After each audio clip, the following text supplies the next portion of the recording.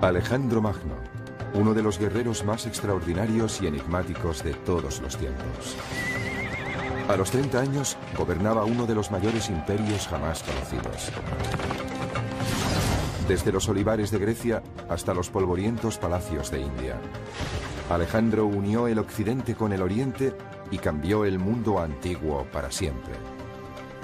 Es un sabio y es un asesino. Es un psicópata y es un genio. Alejandro lo es todo. Es todas esas cosas, y tal vez ninguna de ellas. Acompáñenos en nuestra búsqueda para saber qué fue lo que impulsó a Alejandro a conquistar tierras tan lejanas.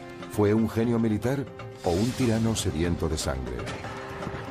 Sus gestas son legendarias, pero al final, ¿se convertirían sus delirios de grandeza en su peor enemigo?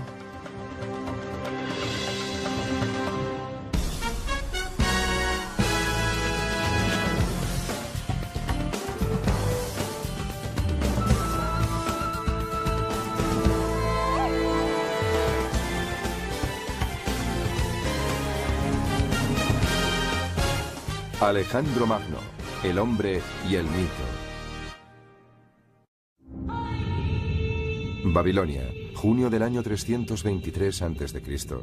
Alejandro yace en la cama moribundo, su cuerpo sufre atormentado por la fiebre. Después de 30.000 kilómetros de conquistas y baños de sangre, su persecución de la gloria eterna llega finalmente a su término.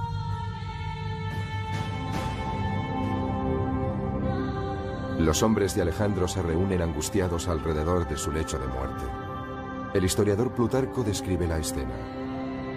Todo indicaba que lo estaban viendo por última vez, y un sentimiento de pesar invadía sus corazones, junto con una especie de impotente perplejidad ante la idea de perder a su rey.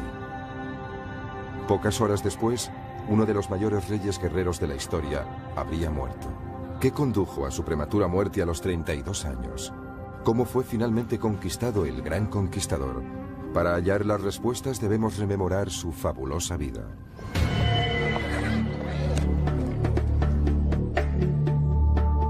Alejandro nació aquí, en Pella, en el norte de Grecia, el año 356 a.C.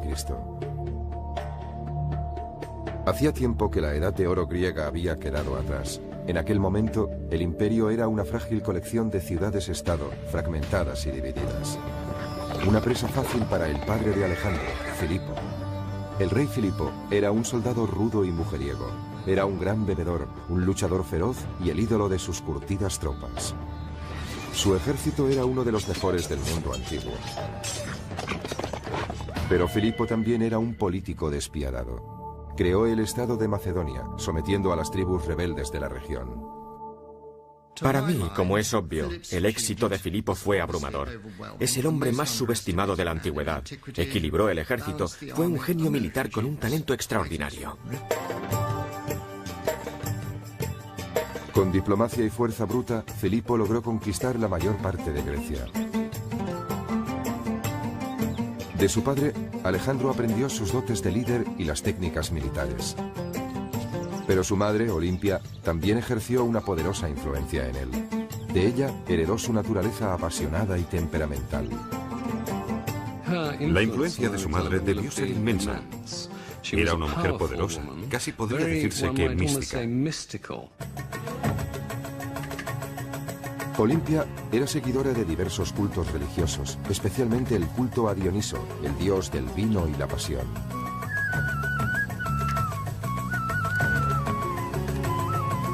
Se rumorea que adoraba al dios bailando con salvaje abandono y sumiéndose en extraños trances.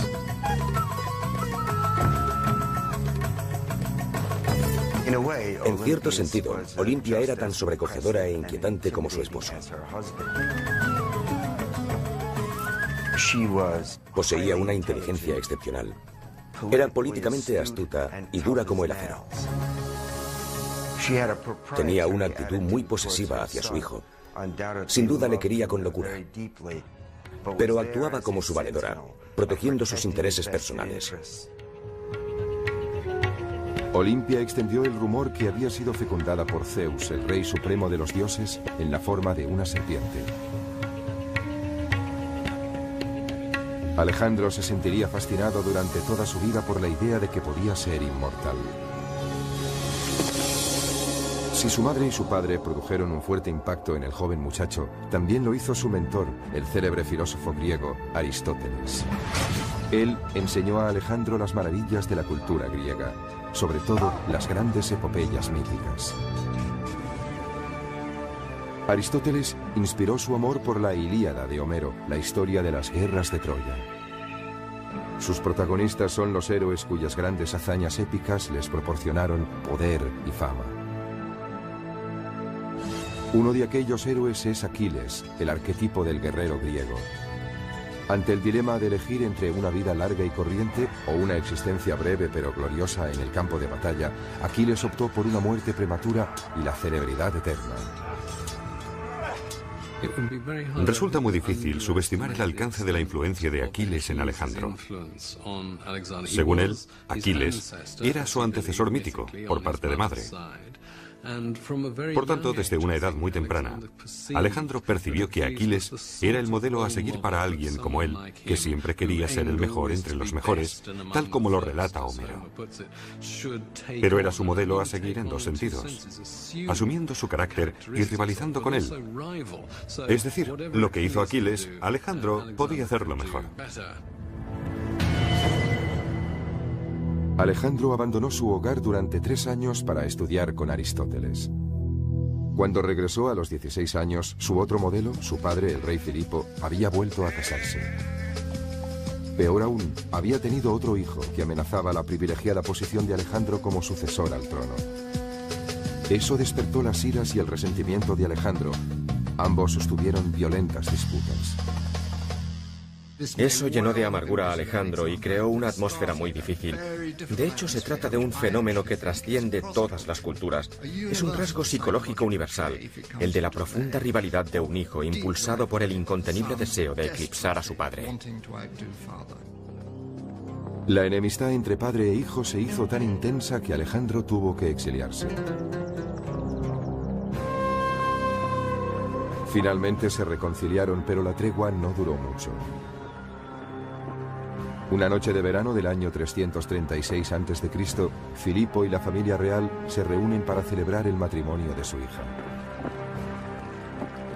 El rey se detiene a la entrada para saludar al pueblo. Un hombre surge de la multitud y le asesta un golpe mortal. Se cree que fue un examante ultrajado. Como muchos griegos de la época, Filipo tenía tanto amantes femeninos como masculinos. Filipo murió al instante. El asesino fue ejecutado allí mismo, antes de que la tortura pudiera hacerle revelar posibles cómplices en las altas esferas. ¿Actuó en solitario o hubo otros que conspiraron con él? Algunos historiadores creen que el asesinato pudo ser instigado por Olimpia, la taimada madre de Alejandro. Al fin y al cabo, Filipo la había rechazado por una mujer más joven. Me inclino a pensar que Olimpia estuvo involucrada. Después de todo, había sido relegada de su posición de honor. No iba a quedarse con los brazos cruzados. No hay nada más peligroso que una mujer despechada, incluso en Macedonia. ¿Y qué decir de Alejandro? ¿Pudo tomar parte en la muerte de su padre? Si nos preguntamos quién salió más beneficiado del asesinato de Filipo, la respuesta es Alejandro. Porque en el momento de su asesinato, Filipo estaba a punto de partir hacia Asia para iniciar una gran campaña de conquista. Alejandro no iba a tomar parte en ella. Iba a quedarse en casa, presumiblemente como regente. Pero no hubiese podido alcanzar la gloria que proporciona la intervención en una gran campaña. Y la gloria era precisamente lo que Alejandro perseguía por encima de todo. Cualquier sospecha hubiese enfurecido a los nobles macedonios cuyo apoyo necesitaba y obtuvo. Con solo 20 años, Alejandro fue coronado rey. Cuando ascendió al trono, Alejandro heredó un gran ejército, pero también una gran inestabilidad política. Tardó un año en sofocar una rebelión en Grecia y consolidar su poder. Pero Alejandro no se conformaba con Macedonia. Su creciente impaciencia y su ambición le hacían querer más. Fijó su mirada en el enemigo ancestral de Grecia, los persas. El imperio persa se extendía desde la actual Turquía hasta Pakistán. 150 años antes, los persas habían incendiado la ciudad de Atenas y destruido sus templos. Este crimen de guerra nunca cayó en el olvido. Filipo, el padre de Alejandro, planeaba invadir Persia antes de su muerte. Ahora, Alejandro tendría su oportunidad para vengarse. Suscribo la idea de que la maníaca ambición de Alejandro está alimentada por el enorme éxito de su padre. Alejandro es como una chispa encendida por Filipo, y es una chispa muy, muy poderosa. Más bien es una llama abrasadora. Esa llama abrasadora estuvo a punto de consumir al propio Alejandro. Durante su corta vida, Filipo le alentaría, retándole a lograr proezas cada vez mayores, en un esfuerzo por demostrar que era lo bastante bueno o tal vez incluso mejor que su padre. Con el fantasma de Filipo a sus espaldas, Alejandro parte para recorrer el sendero hacia la gloria. En el año 334 a.C., Alejandro cruza el Helesponto con su ejército. Inicia así una epopeya de 11 años de ambición y conquista sin precedentes que cambiará la faz del mundo antiguo para siempre. Su primera parada, los muros en ruinas de Troya, para rendir homenaje a su héroe de la niñez, Aquiles. Él y Hefestión, del que se decía que era su amante, visitan la tumba de Aquiles. En el escenario de la mítica Gran Batalla de Troya, Alejandro se prepara para su propia conflagración épica. Su oponente, uno de los hombres más ricos y poderosos de la tierra, el rey Darío III. El monarca persa no tiene ni idea de la fuerza a la que se enfrenta. Alejandro ha recibido un valioso legado de su padre, uno de los ejércitos más disciplinados y mejor entrenados del mundo antiguo. El joven rey es un líder carismático e inspirador, aún más que Filipo. Creo que el secreto del genio militar de Alejandro es su extraordinaria determinación. Es valiente y audaz, aunque a veces llega hasta el punto de ser temerario. Nunca parece dudar ante la perspectiva de entrar en acción.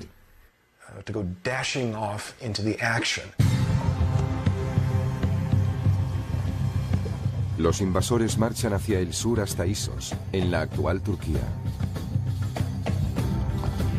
Las tropas de Alejandro se ven superadas en número por el ejército de Darío.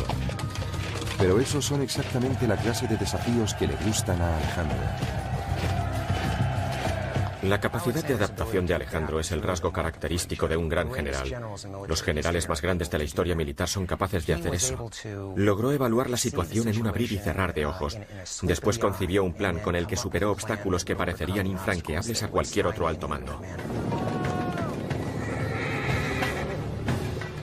Alejandro calibra las fuerzas de su enemigo con rapidez. La infantería está protegida por los arqueros, una señal indudable de que Darío no confía en sus soldados de a pie.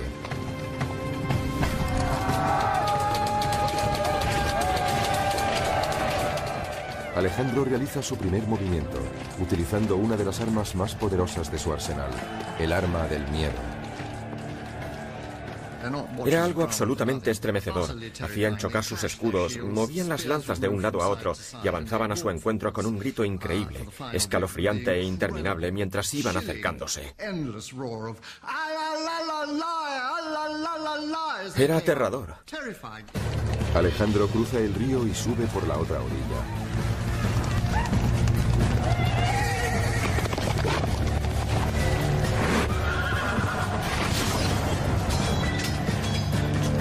En el caos subsiguiente, el flanco izquierdo de los persas se desmorona.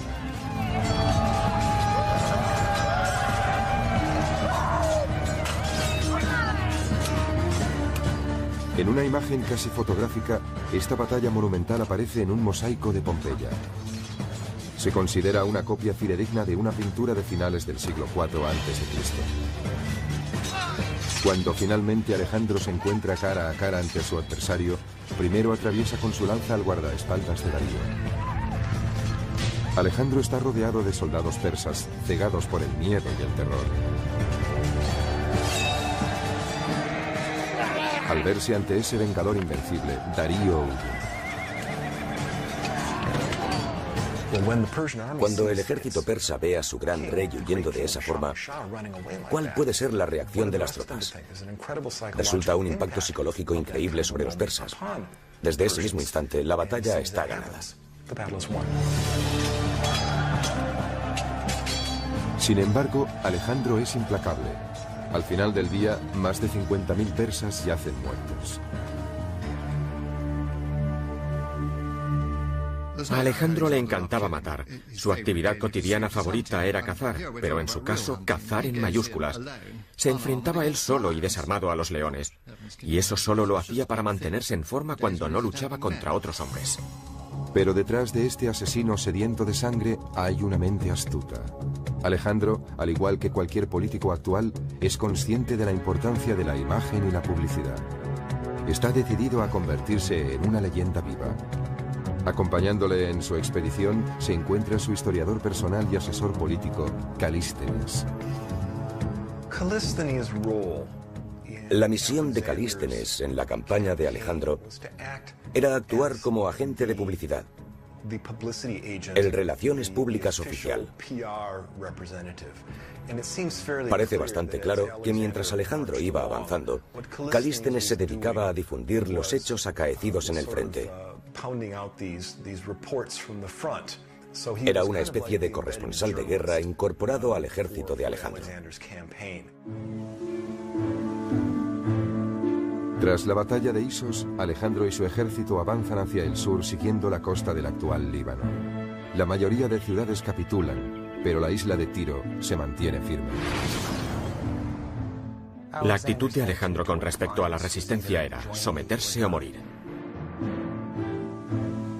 Alejandro comienza lo que se convertiría en el asedio más largo y brutal de su campaña. Cuando finalmente caen las murallas, tras 7 cruentos meses, elimina a 7.000 hombres y esclaviza a otros 30.000. Como lección para otras ciudades que puedan resistirse a la invasión, crucifica a 2.000 guerreros de Tiro. Cuando terminó, permitió que sus hombres dieran rienda suelta a su sed de venganza, matando prácticamente a todos los hombres de la ciudad fortificada. Fue una horrible exhibición de brutalidad, pero también fue de una gran eficacia, porque mostraba a cualquier posible enemigo lo que podía ocurrir si se resistía. En otro asedio salvaje, esta vez en Gaza, el ejército de Alejandro aniquila a todos los hombres de la ciudad. Desde el punto de vista militar, lo hizo todo bien, o casi todo. Hay mucho que emular de su generalato, pero Alejandro también tenía su lado oscuro. Era brutal y luchaba para alcanzar la gloria. Muchas de las cosas que nosotros consideraríamos los peores rasgos de la humanidad también se manifestaban en Alejandro.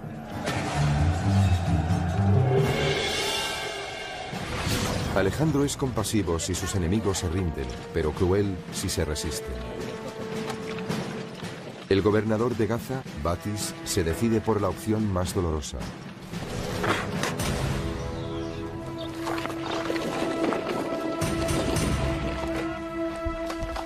Alejandro revela su lado más cruel con su castigo a Batis.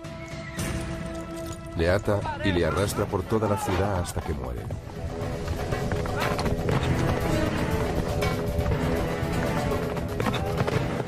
Es una escena familiar tomada de las páginas de la Ilíada de Homero.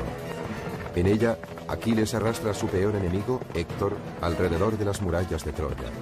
Pero en esa versión, Héctor ya estaba muerto.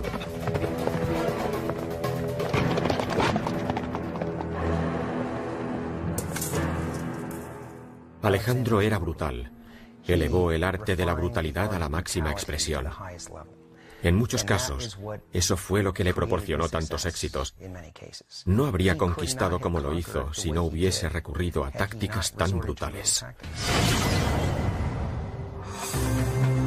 Con una serie de victorias salvajes en su haber, Alejandro está listo para tomar Egipto, uno de los mayores imperios que el mundo jamás ha conocido. Los faraones egipcios eran considerados dioses vivientes y construyeron inmensas pirámides, templos y monumentos como testimonios de su gloria. Si los griegos sentían fascinación por la cultura egipcia, Alejandro aún estaba más impresionado y obsesionado por la idea de que un gran gobernante también pudiera ser un dios.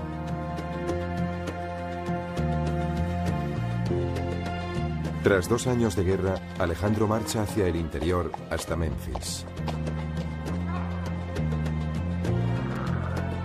Los egipcios están impacientes por ver derrotados a sus gobernantes persas. Se rinden sin presentar batalla y reciben a Alejandro con los brazos abiertos. Bajo su reinado, siguen permitiéndose las prácticas religiosas y culturales egipcias. A cambio, los sacerdotes egipcios ofrecen a Alejandro el título de faraón.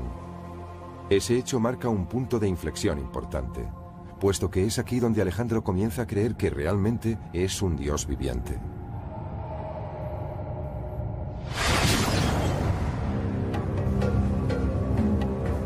En el año 331 a.C., Alejandro inicia una singladura épica para visitar el oráculo de Siva.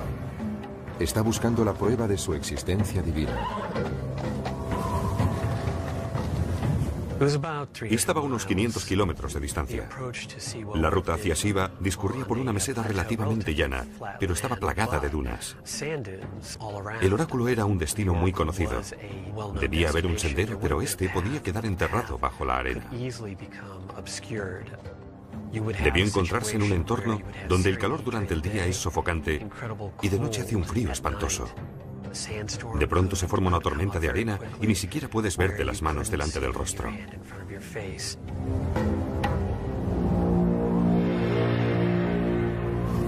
En efecto, Alejandro y sus hombres se perdieron después de una intensa tormenta de arena. Pero la leyenda cuenta que 2 pájaros les salvaron, guiando al grupo hasta su destino, el extraordinario oasis de Siva y el templo de Zeus Amón.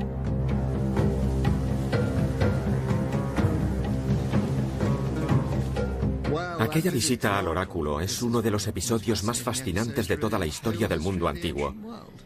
La cuestión es saber si, previamente, Alejandro había planificado una ingeniosa maniobra publicitaria que corroborase su condición de hijo de Zeus. Alejandro entra en el templo solo, mientras sus hombres esperan fuera.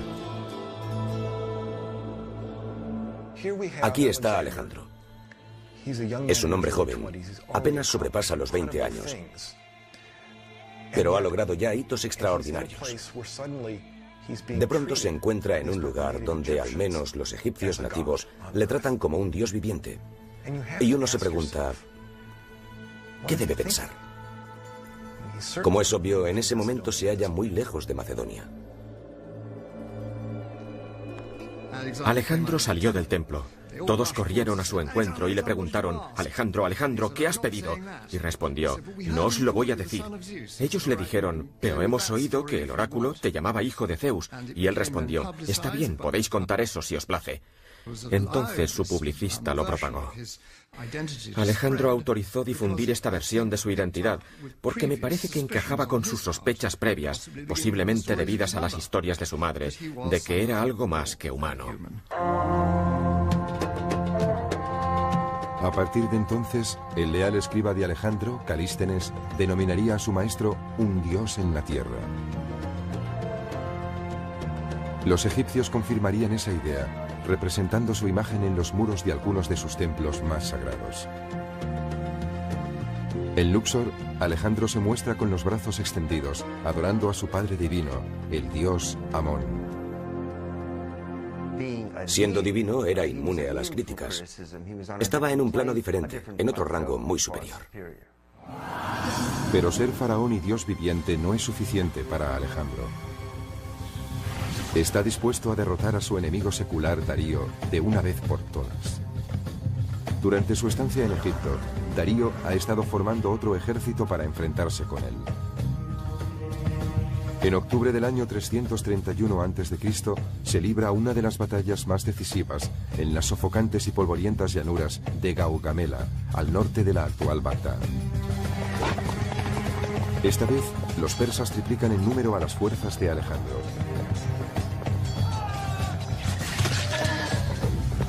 Pero se crece ante el peligro, y el desafío solo parece espolearle aún más. Sus hombres están casi completamente rodeados por el ejército persa, pero sus flancos aguantan al enemigo el tiempo suficiente para abrir una brecha en las líneas persas. Alejandro aprovecha la oportunidad y avanza para atacar a Darío. El rey persa huye de nuevo. Uno de los secretos del éxito de Alejandro en el campo de batalla es su uso de la falange, una formación de 16 soldados en línea armados con lanzas largas. Alejandro utilizaba la táctica del yunque y el martillo con sus falanges. Su propia falange, la infantería macedonia, formaba el yunque y con el martillo, que era la caballería, aplastaba a la falange enemiga. Esta táctica, del yunque y el martillo, la empleó en numerosas ocasiones para imponerse en el campo de batalla. Darío, que ha huido a las montañas del este, finalmente es asesinado por uno de sus oficiales.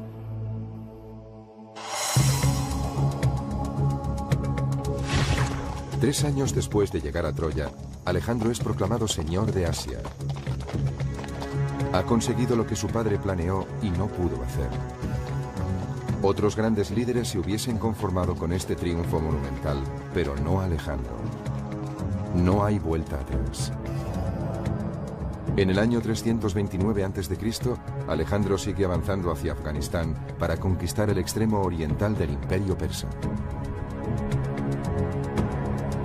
Ahora se enfrenta a un reto aún mayor, las imponentes cumbres del Hindu Kush. Aunque se elevan a 7.000 metros de altura, casi en el techo del mundo, Alejandro opta por una de las rutas más duras para su ejército de 30.000 hombres. Durante su periplo, a través del Hindu Kush, las inclemencias del tiempo, la lluvia, la nieve y las ventiscas debieron dificultar mucho la marcha a cualquiera, excepto a Alejandro Magno.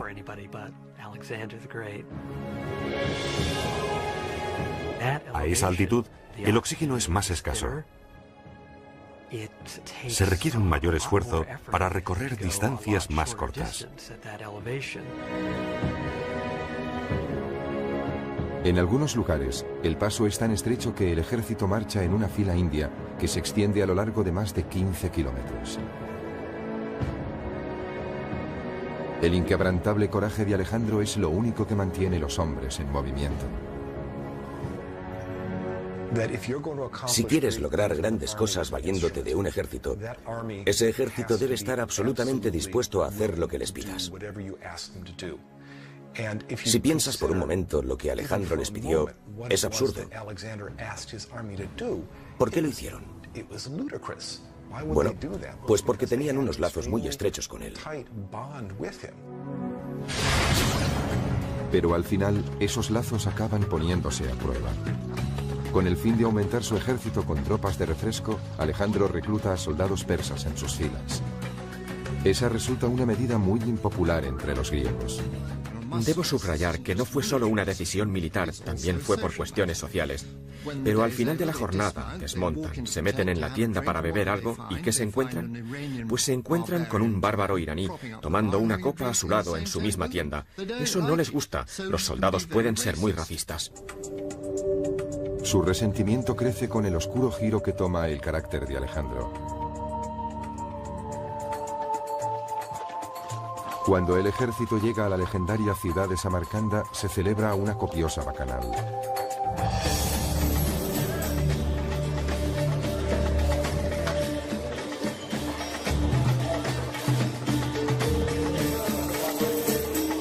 El imprevisible comportamiento de Alejandro se agrava por sus excesos con la bebida, y el alcohol parece aumentar su megalomanía.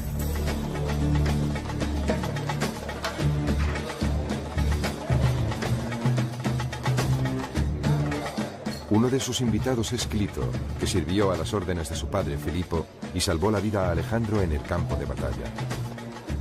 Cuanto más corre el vino, peor es su ánimo. Alejandro comienza a presumir de que sus gestas son mucho más heroicas que las de su padre. Clito escucha indignado en silencio y finalmente grita: «Toda tu gloria se la debes a tu padre». Borracho, Alejandro coge una lanza, mata a su amigo y se derrumba en un mar de lágrimas. Lo que dijo Clito enfureció a Alejandro sobre todo en dos sentidos. Primero, que Filipo fuera mucho más importante de lo que Alejandro quería dar a entender. En otras palabras, la maquinaria propagandística de Alejandro se había extralimitado y él, Alejandro, había sido el causante.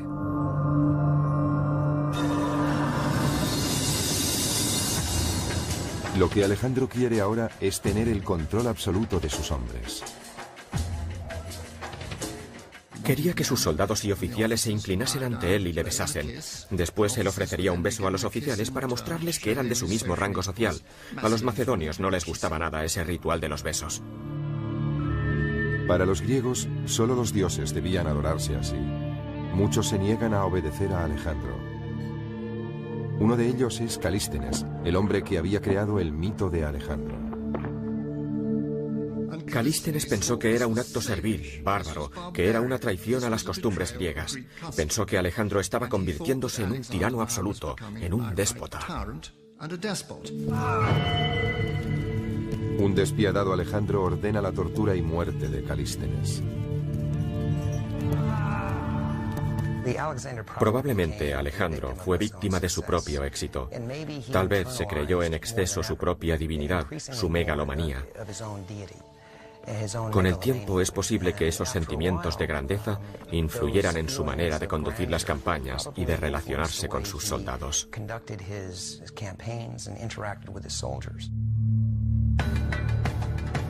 Al 8º año de su campaña, Alejandro ha conquistado Egipto, Persia y los pueblos del Asia Central. El imperio de Alejandro se extendía desde Grecia hasta Afganistán y cubría unos 5 millones de kilómetros cuadrados. Entonces se dirige más hacia el este, hasta los confines del mundo conocido, donde yacen las misteriosas y exóticas tierras de India. Debió ir hacia el este. Esa es la ruta de invasión que siguieron los persas para conquistar parte de India. Como heredero del imperio persa, deseaba esos territorios. Así que siguió la ruta de los ejércitos que le precedieron y, ciertamente, de los que le sucedieron, a través del paso de Kiber. Alejandro llega a un lugar tan enigmático que aquí todas las normas han cambiado. Se enfrenta a un poderoso rajá dispuesto a frenar su avance. Los hindúes han reunido un ejército de 50.000 hombres. Además poseen una nueva y terrible arma, 200 elefantes de guerra. Con una altura de casi 3 metros y un peso superior a las 5 toneladas, los elefantes eran los carros de combate de la antigüedad. Podían cargar al enemigo y aplastarlo con sus patas. Alejandro enseguida advierte que no puede arriesgarse a un ataque frontal ante una fuerza de tal magnitud. Posee la capacidad de planear y calibrar la distribución y el espacio para mantener siempre un elemento de incertidumbre sobre sus intenciones. Se mueve hacia la derecha cuando en realidad va a recortar hacia la izquierda.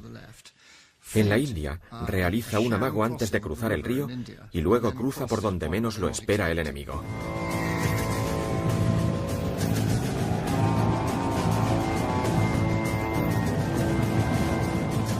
En este ataque sorpresa, los hombres de Alejandro utilizan sus largas lanzas para destripar a los elefantes.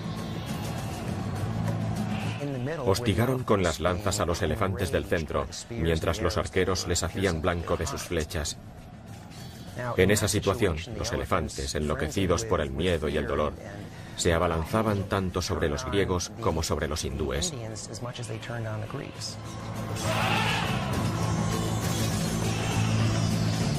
Después de una de las batallas más enconadas de la carrera de Alejandro, el ejército hindú es derrotado y el rajá se rinde. Pero Alejandro está tan impresionado por la bravura del rajá que toma la sorprendente decisión de devolverle el reino. De ese modo, la leyenda de Alejandro queda firmemente arraigada en suelo indio. Alejandro Magno sigue vivo en India en muchos aspectos. Los hindúes ven a Alejandro como un gran personaje heroico que impregna toda su percepción de la historia. El legado de Alejandro ha perdurado en casi todo lo que se ha hecho en India. Es bastante obvio en la literatura, la pintura y la escultura hindúes. Incluso hoy, si vas al noroeste de la India, verás a dioses hindúes con posturas griegas, porque las hicieron escultores influenciados por el arte griego. Alejandro estaba dejando su impronta en India, pero a pesar de su gran victoria, los largos años de lucha habían pasado factura a su ejército. Para empeorar las cosas, llegaron las incesantes lluvias del monzón.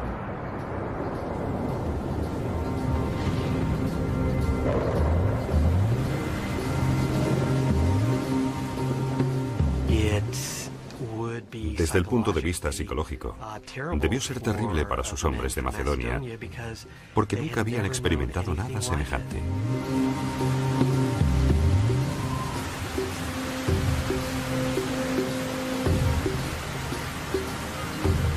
Después de 8 años y casi 30.000 kilómetros, las tropas llegan al límite y se niegan a seguir avanzando. Alejandro ha perdido su primera batalla contra sus propios hombres. No le queda más alternativa que dar media vuelta. Me imagino cómo debió ser ese momento. Allí estaba, con menos de 30 años, en el punto donde él creía que el mundo acababa en aquella vasta extensión de agua. Debió quedarse contemplando el horizonte y debió hacer un sacrificio a los dioses que le había indicado su divino padre. Entonces debió pensar, de todas formas, Filipo, nunca llegaste tan lejos. Era un egocéntrico, pero qué voluntad, y ellos se niegan a seguirle, pobres de espíritu. En el largo viaje de regreso a Persia, Alejandro conduce sus tropas hacia una nueva marcha épica. Esta vez por las estériles arenas de uno de los desiertos más áridos de la tierra. ¿Por qué optó Alejandro por esta ruta? Es un misterio. Tal vez para castigar a sus hombres por no seguirle hasta los confines del mundo.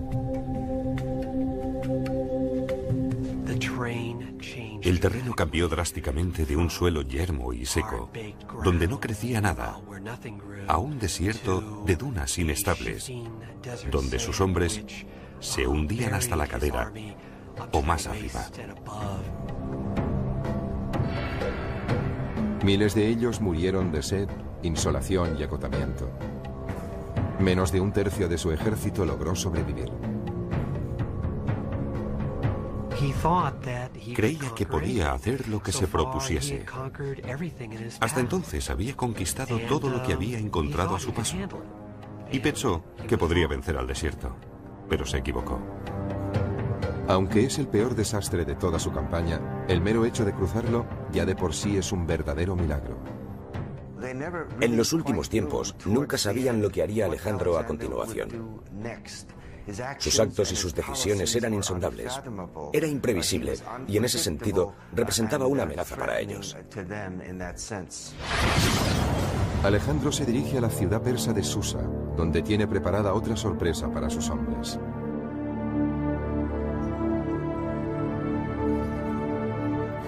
Ordena a casi un centenar de oficiales macedonios que se desposen con mujeres persas. Aquellos matrimonios serían permanentes. Lo hizo para que fecundaran a esas mujeres y produjeran una gran cantidad de niños mestizos macedonio-iraníes que iban a ser los príncipes del futuro. Sus hombres sienten un profundo rechazo hacia esos enlaces, aumentando su resentimiento. Sin embargo, para Alejandro, fundir el occidente con el oriente es un asunto práctico. Él, en persona, se casa con 3 mujeres extranjeras para dar ejemplo. Si quiere gobernar un imperio tan diverso, necesita mezclar las culturas. Y está sentando las bases del nuevo imperio. No el que ha conquistado, ni el que trajo con él desde Grecia y Macedonia, sino el nuevo imperio de Oriente Medio.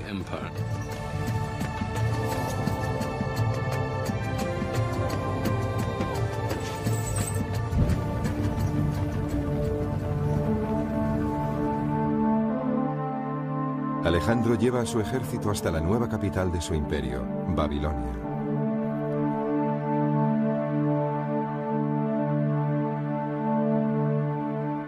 Una calurosa noche, cae misteriosamente enfermo después de una juerga desenfrenada. Sus oficiales macedonios se reúnen alrededor de su lecho de muerte con rostro de preocupación. Al cabo de 11 días febriles, muere a la edad de 32 años.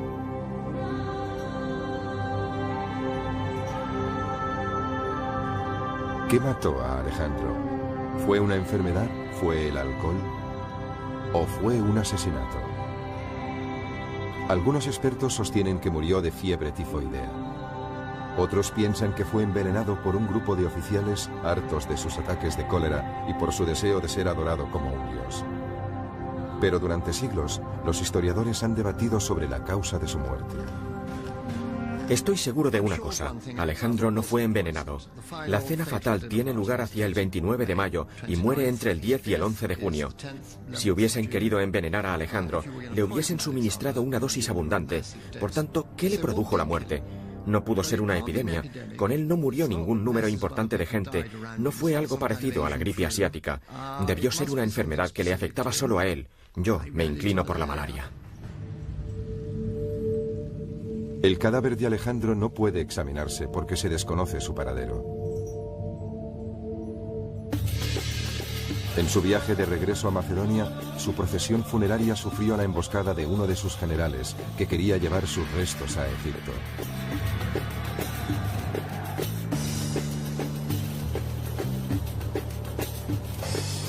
Durante siglos, el cuerpo de Alejandro descansó en la ciudad de Alejandría. Probablemente era una de las reliquias más sagradas del Imperio Romano. Después de su muerte, Alejandro fue adorado como un dios con gran devoción. Julio César vino a rendir homenaje a su héroe muerto. El emperador romano Augusto depositó una corona de oro sobre su ataúd y esparció flores sobre el cadáver. Pero en el siglo IV de nuestra era, algo ocurrió y la tumba desapareció. Desde entonces, la tumba de Alejandro es uno de los santos griales de la arqueología. Algunos expertos creen que pudo ser destruida por la guerra, o incluso por un terremoto.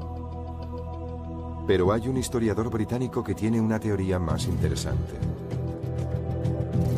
Andrew Chuck cree que un mapa del siglo XVI ofrece una pista sobre su paradero. Justo en el centro hay un pequeño edificio que podría ser la capilla, con el minarete de una mezquita detrás, que tiene una inscripción en latín que dice Domus Alexandri Magni, o sea, la casa de Alejandro Magno.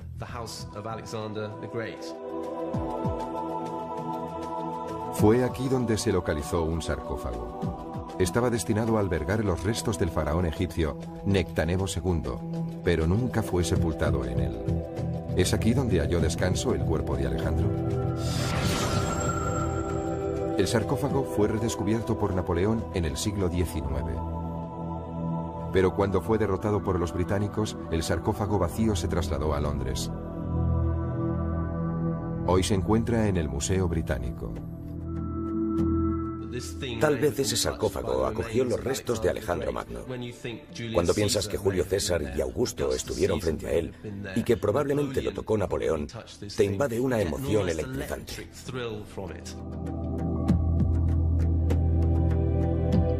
Pero el Museo Británico no acepta la teoría de Chuck.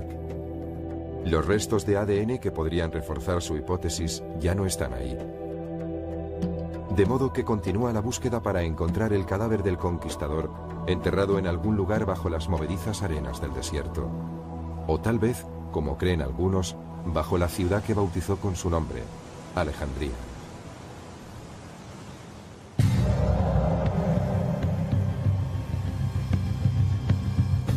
Aunque los restos de Alejandro pueden haberse perdido para la historia, su legado perdura. Sus brillantes tácticas de guerra siguen estudiándose en las academias militares. Existen modelos o patrones de pensamiento y acción que se hacen evidentes al estudiar el generalato de Alejandro. Esos patrones son tan aplicables en el mundo moderno como lo fueron en la época de Alejandro. Un comandante en jefe es responsable de miles de vidas y debe poseer visión, disciplina y una confianza absoluta en sus tropas. Alejandro Magno fue un líder carismático que sabía motivar a los hombres durante su larga campaña. Su habilidad para conectar con los soldados le procuró su lealtad absoluta en el campo de batalla. Todo lo que exigía a sus hombres podía hacerlo él mismo, liderando la carga y compartiendo los peligros con ellos. Estaba al pie del cañón, junto a sus soldados de menor rango. A muchos de ellos les conocía por su nombre. Habían pasado mucho tiempo juntos en aquella campaña. Eso creaba unos lazos muy estrechos. A lo largo de los siglos, numerosos jefes militares han recurrido a las brillantes estrategias de Alejandro en la batalla. Los emperadores romanos se vieron inspirados por el autocrático Alejandro. Le veneraban porque logró lo que otros pensaron que era imposible. Se dice que cuando Julio César cumplió los 32 años, lloró amargamente al pensar que sus logros no eran tan grandes como los de Alejandro. Parece claro que, como tantos otros romanos, Julio César estaba acomplejado por Alejandro. Envidia terriblemente a Alejandro. Todos los romanos le envidiaban. Uno de los mayores generales del mundo antiguo, Aníbal, también estuvo influido por Alejandro. Ambos se sentían impulsados por el odio a un antiguo enemigo. Alejandro quería castigar a los persas y Aníbal a los romanos. Asimismo, en la Norteamérica de la Revolución, la estrategia militar de George Washington se cimentó en Alejandro. Todo lo que hizo Washington tiene sus orígenes en Alejandro Magno. El franqueo del río Delaware es una réplica exacta en cuanto a la táctica y la estrategia de la batalla que libró Alejandro en el Idapo. En diciembre de 1776, el general Washington condujo a sus feroces tropas a través del helado río Delaware para atacar a los británicos. Su inesperada victoria en Trenton fue el punto de inflexión de la Guerra de Independencia norteamericana.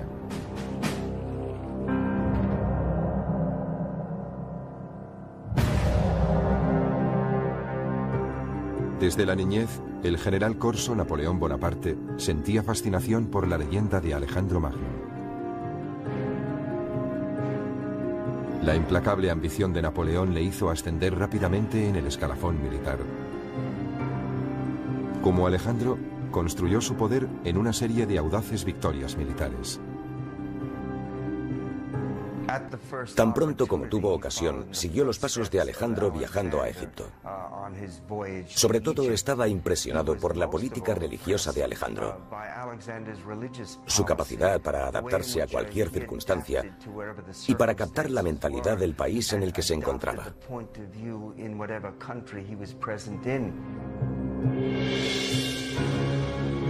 En 1802, el pueblo francés le proclamó cónsul vitalicio.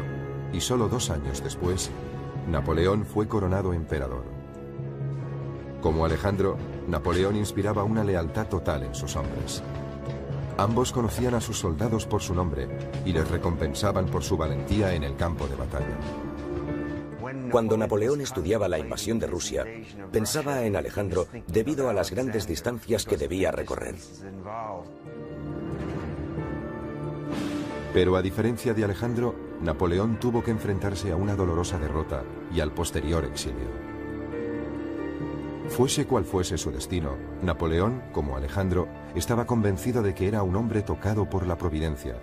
Creía que en la guerra los hombres no valían nada. Sin embargo, un solo hombre podía decantar la balanza. George S. Patton, el general de la Segunda Guerra Mundial, fue un comandante cortado por el mismo patrón que Alejandro.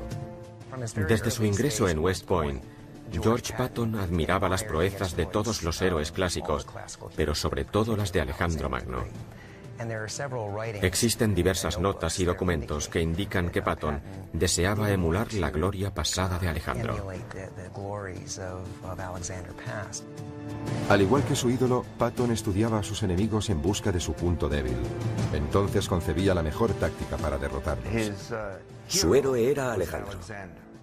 Lo que más admiraba de él era la disciplina que inculcó a sus tropas.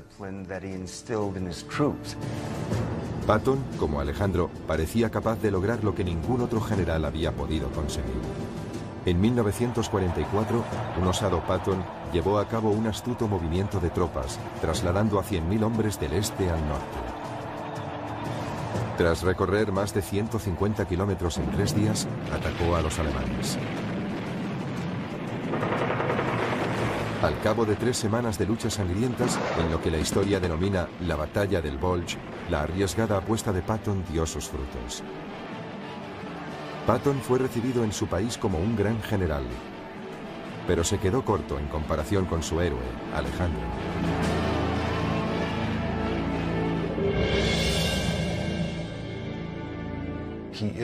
Es el máximo exponente de todos los tiempos, para bien y para mal. Eso es lo que le hace un icono tan atractivo, casi irresistible para cualquiera que aspire a alcanzar el éxito y la gloria. El arte de la guerra solo es una parte del legado de Alejandro. También instauró nuevas rutas comerciales y forjó las bases de las relaciones culturales entre Oriente y Occidente. De hecho, lo que hace Alejandro es extender la cultura griega. Las tragedias griegas se representan en lo que hoy es Irán. La filosofía griega se propaga por toda la India hasta Sri Lanka. Se trata de una asombrosa fertilización cultural. Pero por encima de todo, es considerado uno de los genios militares más excepcionales que jamás haya existido. Alejandro Magno se ha convertido en símbolo de ambición desenfrenada y hazañas colosales. Su coraje, su naturaleza intrépida, su espontaneidad, la profunda lealtad que inspiraba, fue un hombre increíble desde todo punto de vista.